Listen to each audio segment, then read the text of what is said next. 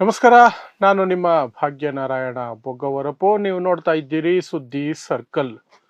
ನಿಮಗೆ CJI, ದೇಶದ ದಲಿತ CJI Gavai ಅವರ ಮೇಲೆ ಶೂ ಎಸೆದಂತಹ ಪ್ರಕರಣದ ಬಗ್ಗೆ ಗೊತ್ತಿದೆ. ನಿನ್ನೆ ಮೊನ್ನೆ ಎಲ್ಲ ನಾನು ವಿಡಿಯೋ ಮಾಡಿ ವಿವರಿಸಿದ್ದೇನೆ.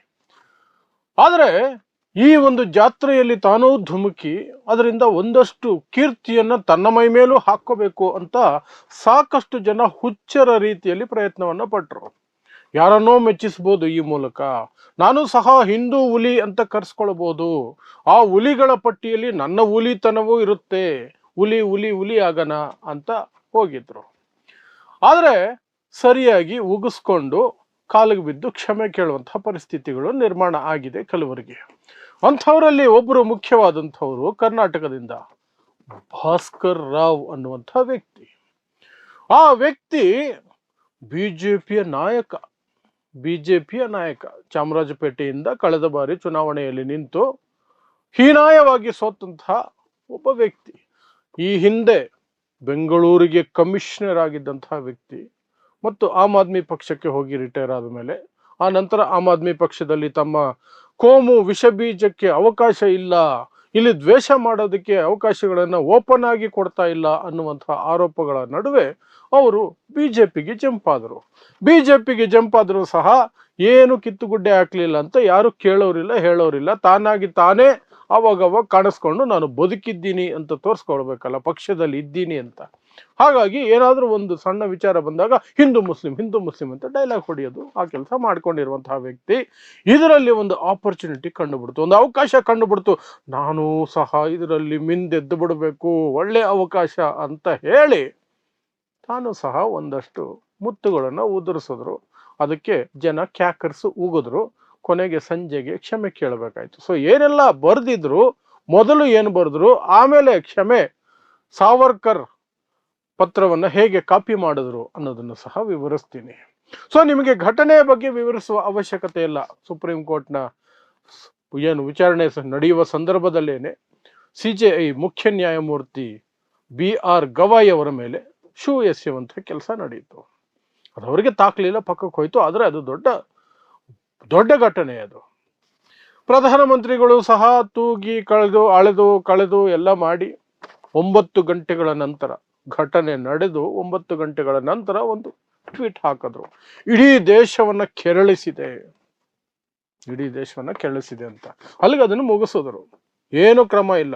ಶೂ ಎಸೆದಂತಹ ಅವನು ಯಾರವನು, ರಾಕೇಶ್ ಕಿಶೋರ್ ಅನ್ನುವಂಥ ಅಯೋಗ್ಯ ಮನುವಾದಿ, ಅವನು ಸಹ ಏನು ಕ್ರಮ ಇಲ್ಲದೆ ಬಿಡುಗಡೆ ಆದ. ಬಂಧನನೇ ಆಗಿಲ್ಲ ಬಿಡಿ, ಕರ್ಕೊಂಡು ಹೋದ್ರು. ವಿಚಾರಣೆ ಹೆಸರೆಲ್ಲ ಅವನಿಗೆ ಟೀ ಕಾಫಿ ಕೊಟ್ಟರು, ತಿಂಡಿ ಕೊಟ್ಟರು, ಊಟ ಕೊಡಿಸಿದ್ರು ಪೊಲೀಸ್ ಅವರು. ಅವನು ಶೂ ಸಮೇತವಾಗಿ ಅವನನ್ನು ಬಿಟ್ಟು ಕಳಿಸಿದ್ರು. ಆಮೇಲೆ ಅವನು ಮಾಧ್ಯಮಗಳ ಮುಂದೆ ಬಂದು, ಈ ಗೋಧಿ ಮಾಧ್ಯಮ, ಎಂಜಲು ಮಾಧ್ಯಮಗಳು ಇಂಥವರನ್ನು ಹೀರೋ ಮಾಡೋದಕ್ಕೆ ಅಂತಾನೆ ಹಪ್ಪಹಪ್ಪಿಯಲ್ಲಿ ಇರ್ತಾರಲ್ಲ. ಯಾಕಂದ್ರೆ ಇವರ ಲುಚ್ಚಾತನ ಅವರ ಲುಚ್ಚಾತನ ಒಂದೇ ಆಗಿರುತ್ತಲ್ಲ. ಸೊ ಲುಚ್ಚ ಪ್ಲಸ್ ಲುಚ್ಚ ಇಸ್ ಈಕ್ವಲ್ ಟು ಲುಚ್ಚ ಸ್ಕ್ವಯರ್. 2 ಲುಚ್ಚಗಳು ಎಕ್ಸ್ಟ್ರಾ ಬಂತು, ಹೇಗೆ ಬಂತು? ಆ ರೀತಿಯಾಗಿ ಒಂದಾಗ್ಬಿಡ್ತಾರೆ ಈ ಮಾಧ್ಯಮಗಳು ಮತ್ತು ಇಂತಹ ಕ್ರಿಮಿಗಳು, ಕೋಮು ಕ್ರಿಮಿಗಳು.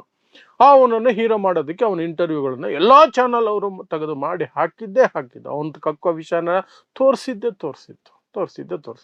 ಸೊ ಈ ಒಂದು ನದಿಯಲ್ಲಿ ಅದೇನೋ ಹೇಳ್ತಾರಲ್ಲ, ಹರಿಯೋ ನೀರಿಗೆ ಯಾವ ದೊಣ್ಣೆ ನಾಯಕನ ಅಪ್ಪಣೆ ಬೇಕು, ನಾವು ಬಿದ್ದು ಬಿಡೋದೆ ಅನ್ನೋ ರೀತಿಯಲ್ಲಿ ಈ ಒಂದು ಇದಕ್ಕೆ ಭಾಸ್ಕರ್ ರಾವ್ ಕರ್ನಾಟಕದ ಬಿಜೆಪಿಯಲ್ಲಿ ಅವರೇ ಹೇಳ್ಕೊಳ್ಳಂಗೆ ಒಂದು ನಾಯಕ ಒಂದು ಸ್ಟೇಟ್ಮೆಂಟ್ ಅನ್ನ ಟ್ವೀಟ್ ಮಾಡಿದ್ರು.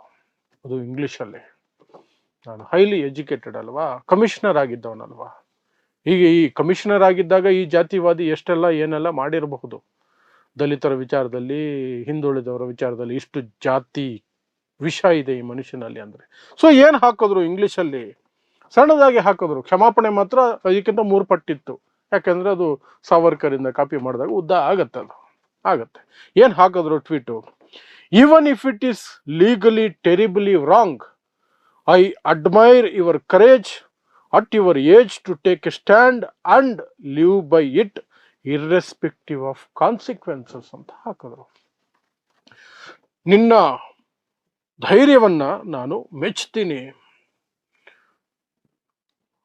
ಏನು ಕಾನೂನಾತ್ಮಕವಾಗಿ ಇದು ಮಹಾ ತಪ್ಪು ಆಗಿದ್ದರೂ ಸಹ ಈ ವಯಸ್ಸಿನಲ್ಲಿ ಒಂದು ನಿಲುವು ತಗೊಂಡು ಆ ನಿಲುವಿಗೆ ಸರಿಯಾಗಿ ನಿಂತ್ಕೊಳ್ಳುವಂಥದ್ದನ್ನು ನಾನು ಶಭಾಷ್ ಅಂತ ಹೇಳ್ತೀನಿ. ಏನಾಗಬಹುದು ಅನ್ನುವಂಥ, ಅದಕ್ಕೆ ಏನೆಲ್ಲ ರೆಪಕಷನ್ಸ್ ಆಗಬಹುದು, ಪರಿಣಾಮಗಳಾಗಬಹುದು ಅಂತ ಗೊತ್ತಿದ್ದು ಸಹ ಮಾಡಿರೋದಕ್ಕೆ ನಾನು ಮೆಚ್ಚುತ್ತೀನಿ. Very good, super. ಇಂತಹ ಕೋಮುವಾದವನ್ನೇ ನೀವು ಮಾಡಬೇಕು, ಇಂಥ ಜಾತಿವಾದವನ್ನೇ ಮಾಡಬೇಕು, ಇಂತಹ ಕೊಳಕು ಮನಸ್ಥಿತಿನೇ ಬೆಳೆಸ್ಕೊಳ್ಬೇಕು ಅಂತ. ಯಾಕಂದ್ರೆ ಹುಟ್ಟಿರೋ DNA ಅಂತದ್ದು. ಅದಕ್ಕೆ ಭಾಸ್ಕರ್ ರಾವ್ ಆ ರೀತಿ ಒಂದು ಟ್ವೀಟ್ ಹಾಕಿದ್ರು. ಟ್ವೀಟ್ ಹಾಕಿದ್ದೇ ಜನ ಕ್ಯಾಕರ್ಸ್ ಉಗಿಯೋಕೆ ಶುರು ಮಾಡಿದ್ರು. ಎರ್ರ ಬಿರ್ರಿ ಉಗಿದ್ರು ಬಿಡಿ, ಯಾವೆಲ್ಲ ಭಾಷೆಯಲ್ಲಿ ಉಗಿದ್ರು ಅವ್ರವ್ರ ಲೆವೆಲಲ್ಲಿ ಅವ್ರವ್ರು ಉಗಿದ್ರು. ಆದರೆ ಜಗ್ಗಿರ್ಲಿಲ್ಲ ಮನುಷ್ಯ. ಉಗಿದಷ್ಟು ನನಗೆ ಹಿಂದುತ್ವ ಹುಲಿ ಹುಲಿ ಹುಲಿ ಹುಲಿ ಅಂತ ಹೆಸರು ಬರುತ್ತೆ ಅಂತ ಇನ್ನ ಉಗಿರಿ ಅನ್ನೋ ರೀತಿಯಲ್ಲಿ ಸೈಲೆಂಟ್ ಆಗಿದ್ರು. ಆದರೆ BJP ಮೇಲ್ಗಡೆ ನಾಯಕರು ಇರ್ತಾರಲ್ಲ, ಅವ್ರು ಯಾರೋ ಹೇಳಿದ್ದಾರೆ, ಫೋನ್ ಮಾಡಿರ್ತಾರೆ, ಖಂಡಿತ ಹೇಳಿರ್ತಾರೆ. ಹುಚ್ಚ, ಈ ರೀತಿ ಓಪನ್ ಆಗಿ ಹೇಳಿದ್ರೆ ನಾವು ಯಾಮರಿಸಿ ಓಟ್ ಹಾಕಿಸ್ಕೊಳ್ಳೋದು ಹೆಂಗೋ, ನಾವು ಯಾವತ್ತಿದ್ರೂ ಓಪನ್ ಆಗಿ ಬಹಿರಂಗವಾಗಿ ಹಿಂದೂ ನಾವೆಲ್ಲ ಒಂದು ಈ ರೀತಿ ಹೇಳ್ಕೊಂಡೇ ಓಡಾಡಬೇಕು. ನಮ್ಮ ಒಳಗಡೆ ಇದೆ, ದಲಿತರನ್ನ ತುಳಿಬೇಕು, ದಲಿತರನ್ನ ಗುಲಾಮಗಿರಿಗೆ ತಳ್ಳಬೇಕು, ಈ ದೇಶದ ಸಂವಿಧಾನವನ್ನು ಅಳಿಸಿ ಹಾಕಬೇಕು, ಮನುಸ್ಮೃತಿನೇ ಮತ್ತೆ ಸಂವಿಧಾನ ಮಾಡಬೇಕು, ಆ ಮೂಲಕ ಮತ್ತೆ ಅಸ್ಪೃಶ್ಯತೆ ವಾಪಸ್ ತರಬೇಕು, ದಲಿತರನ್ನ, ಹಿಂದುಳಿದ ವರ್ಗಗಳನ್ನ, ಶೂದ್ರರನ್ನ ಗುಲಾಮಗಿರಿಗೆ ತಳ್ಳಬೇಕು. ಅದೆಲ್ಲ ಇದೆ, ನೀನ್ ಯೋಚನೆ ಮಾಡ್ತಿರೋ ಸರಿ ಇದೆ ಕಣೋ. ಆದರೆ ಈ ರೀತಿ ಓಪನ್ ಆಗಿ ಹೇಳ್ಬಿಟ್ರೆ ಏನ್ ಮಾಡಕ್ಕಾಗತ್ತೆ? ಚುನಾವಣೆಗಳು ಬರ್ತಾವಲ್ಲ, ನಮಗೆ ಪೆಟ್ಟು ಬಿಡ್ತದಲ್ಲ. ಯಾಕೆ ಈ ರೀತಿ ಮಾಡಿದ್ಯಾ? ನೀನು ಒಳಗೆ ಮಾಡಬೇಕಾಗಿರೋ ಕೆಲಸ ಎಲ್ಲ ಹೊರಗಡೆ ಮಾಡ್ತಿದ್ಯಾ. ನಮ್ಮ ಚಡ್ಡಿ ಏನಿದ್ರು ಒಳಗಡೆ ಇರಬೇಕು ಅಂತ ಯಾರೋ ಬುದ್ಧಿವಾದ ಹೇಳವ್ರೆ. ಆಗ ಮುಗಿಸ್ಕೊಂಡಿದ್ದು ಸಾಕು ಅನ್ಸಿರ್ಬೇಕು, ಬುದ್ಧಿವಾದನೂ ಸರಿ ಅಂತ ಅನ್ಸಿರ್ಬೇಕು. ಅದಕ್ಕೆ ಇನ್ನೊಂದು ಟ್ವೀಟ್ ಮತ್ತೆ ಇಂಗ್ಲಿಷಲ್ಲಿ. ಮೊದಲನೇ ಟ್ವೀಟ್ ಸಮರ್ಥನೆ, ಯಾವುದು ಶೂ ಎಸೆದಂತಹ ಕಂತ್ರಿ ಕೆಲಸಕ್ಕೆ ಸಮರ್ಥನೆ. ಆ ಕಂತ್ರಿ ಸಮರ್ಥನೆಗೆ ಒಂದು ರೀತಿಯಾದಂತಹ ಎಕ್ಸ್ಪ್ಲನೇಷನ್, ವಿವರಣೆ ಮತ್ತು ಕ್ಷಮೆ ಆ ಟ್ವೀಟ್ಗಿಂತ 3 ಪಟ್ಟು ದೊಡ್ಡದು. ಯಾಕಂದ್ರೆ ಸಾವರ್ಕರ್ ಲೆವೆಲ್ಗೆ ಹೋಗಿ ಬರಿಬೇಕಲ್ಲ. ಹಾಗಾಗಿ ಏನ್ ಬರೆದ್ರು ಕ್ಷಮಾಪಣಾ ಟ್ವೀಟ್ನಲ್ಲಿ ಅಂತಂದ್ರೆ, my reaction was one of the august and shock that a person despite being so highly educated, aged and experienced such an action knowing fully the consequences of a terribly legally wrong act. ನಾನು ಹಾಕಿದ್ದು ಅವರನ್ನು ಹೊಗಳಿ ಅಲ್ಲ, ಅವನೊಂದು ಆಘಾತ ಆದಂಥ ರೀತಿಯಲ್ಲಿ, shock ಆದ ರೀತಿಯಲ್ಲಿ ಹಾಕಿದ್ದದನ್ನ. ಇಷ್ಟು ವಿದ್ಯಾವಂತ ವ್ಯಕ್ತಿ, ಅದರ ಪರಿಣಾಮಗಳು ಗೊತ್ತಿದ್ದು ಸಹ, ಅದು ಕಾನೂನಾತ್ಮಕವಾಗಿ ದೊಡ್ಡ ತಪ್ಪು ಅಂತ ಗೊತ್ತಿದ್ದು ಸಹ ಮಾಡಿದ್ರಲ್ಲ, ಅದು ನನಗೆ ಶಾಕ್ ಆಯಿತು. ಒಪ್ಪಲಾರದಂತಹ, ಊಹಿಸಲಾರದಂತಹ ವಿಚಾರ ಆಗಿತ್ತು ಅಂತ ಹೇಳಿ ಮುಂದಕ್ಕೆ ಹೇಳ್ತಾರೆ, I have not insulted the supreme court, not chief justice or any community. If my tweet has angered or hurt, I am sorry ಅಂತ ಹಾಕಿದ್ದಾರೆ. ಅಂದ್ರೆ ನಾನು ಈ ಸುಪ್ರೀಂ ಕೋರ್ಟ್ನ ಅವಮಾನ ಮಾಡಿಲ್ಲ, ಚೀಫ್ ಜಸ್ಟಿಸ್ನು ಅವಮಾನ ಮಾಡಿಲ್ಲ, ಅಥವಾ ಯಾವುದೇ ಒಂದು ಸಮುದಾಯವನ್ನು ಅವಮಾನ ಮಾಡಿಲ್ಲ, ಮಾಡೇ ಇಲ್ಲ. ಆದರೂ ಯಾರಿಗಾದರೂ ನನ್ನ ಟ್ವೀಟಿಂದ ಸಿಟ್ಟು ಬಂದಿದ್ರೆ ಅಥವಾ ಅವರಿಗೆ ಮನಸ್ಸಿಗೆ ನೋವಾಗಿದ್ರೆ ನನ್ನನ್ನು ಕ್ಷಮಿಸಿ, ನಾನು ಕ್ಷಮೆ ಕೇಳ್ತೀನಿ. ಐ ಆಮ್ ಸಾರಿ.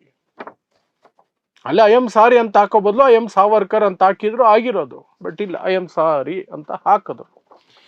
ಅಲ್ಲಿಗೆ ಬೆಳಗ್ಗೆ ನಿಗರಾಡಿ ಸಾಯಂಕಾಲಕ್ಕೆ ಕೊಚ್ಚೆಗೆ ಬಿದ್ದಂಗೆ ಆಯ್ತು. ಯಾಕೆ ನಿಗರಾಡಬೇಕಾಗಿತ್ತು ಅಂತ? ಯಾಕೆಂದ್ರೆ DNA ಒಳಗಡೆಯಿಂದ ಕುದೀತಾ ಇರುತ್ತೆ, ತಳ್ತಾ ಇರುತ್ತೆ. ಕಮಾನ್ ನಿನ್ನ ಒಳಗಿನ ದ್ವೇಷ ಹಾಕು, ಹೊರಗಡೆ ಹಾಕು, ಅವಕಾಶ ಸಿಕ್ಕಿದೆ, ದಲಿತರ ವಿಚಾರ ಬಿಡ್ಬೇಡ ಅಂತ ಒಳಗೊಳಗೆ ಹೇಳ್ತಾ ಇರುತ್ತೆ.